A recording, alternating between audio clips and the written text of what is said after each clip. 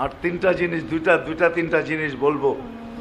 যদি আসলেই আপনি প্রস্তুতি নিতে চান তাহলে হক্কানি আলেমদের কাছে জিজ্ঞাসা করেন, আল্লাহওয়ালাদের সাথে তাআল্লুক জোড়েন, হক্কানি আলেমদের সাথে তাআল্লুক জোড়েন। আর তিনটা জিনিস নিজের জীবনে আজকের থেকে বাধ্যতামূলক করে নেন। সময় আমার কাছে কম, নাইলে দেখাইতাম আপনাদেরকে।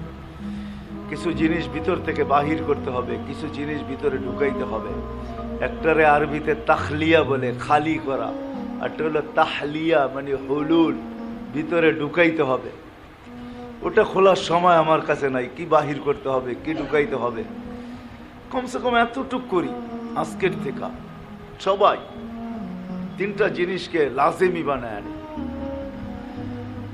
একটা হলো যত সাধ্য, যত আমরা কাজ করি বটে, কিন্তু আমাদের মুখ ওই কাজ করে না যে কাজ হাত করে। মুখটা খালিই থাকে সব সময়। হ্যাঁ, এই জন্য মুখের কাজ তিনটা। কাসরতে ইস্তেগফার, যত দুরূদ ইস্তেগফার পড়া যায়, যত ইস্তেগফার।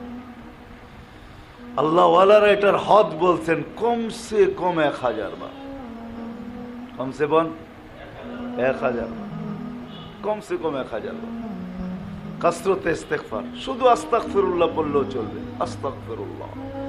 আরবি পারি না, বাংলায় বলি আল্লাহ মাফ করা দেন, আল্লাহ মাফ করা দেন, আল্লাহ মাফ করা দেন, আল্লাহ মাফ করা দেন, আল্লাহ মাফ করা দেন। 1000 বার বলি আল্লাহ মাফ করা দেন। যারা কাসরতে ইস্তেগফার পড়ে, কিতাবওয়ালারা লেখছে, এদেরকে সতর্ক করছে, তোমরা কারোর জন্য বদদোয়া করো না। এদেরকে নিষেধ করছে, বদদোয়া করো না। কেননা তুমি বদদোয়া করতে দেরি, লাগতে দেরি হবে না, কেননা আল্লাহর ওয়াদা।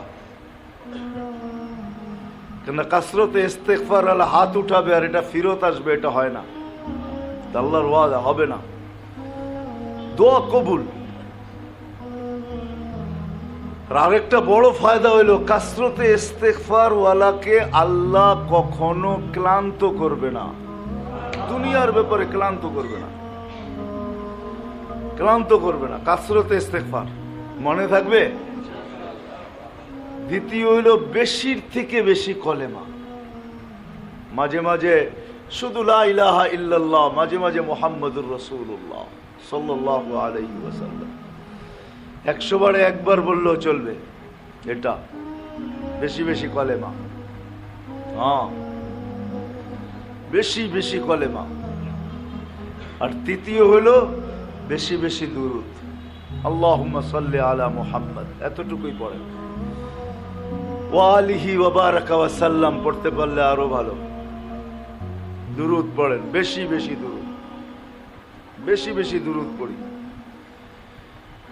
যত বেশি দুরূদ পড়বো, যত বেশি দুরূদ। আমি একটু আগেই বলতেছিলাম আল্লাহ বড় সহজ করছেন, সহজ সহজ সহজ সহজ।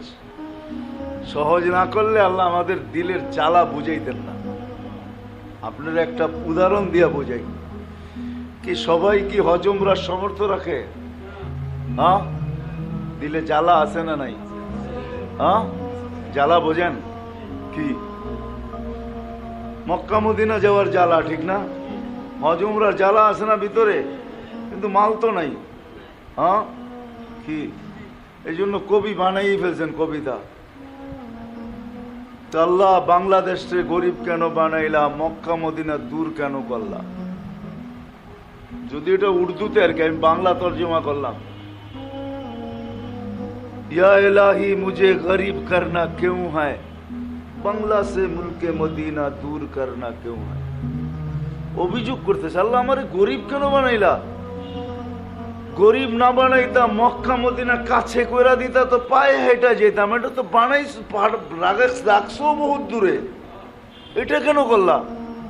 তাহলে কেমন জ্বালা ভিতরে, নাহলে কবিতা লিখবে তো লিখবে কেন? কবির বুকের জ্বালাই কিন্তু কবিতা হইয়া বাইরে, ঠিক না? হ্যাঁ, আমাদের বুকে জ্বালা তো আছে, কিন্তু আল্লাহ কত সহজ করছেন দেখেন। জ্বালা মিটানোর জন্য ফজর নামাজের পরে বসা থাইকো, 2 রাকাত পড়তে পড়তে দেরি, তোমার জ্বালা মেটাইতে দেরি করবো না। জ্বালা কি মিটাবেন? হজ উমরার সওয়াব দিমু। হজ উমরার দিবে না? দিবে না? সত্য তো? হ্যাঁ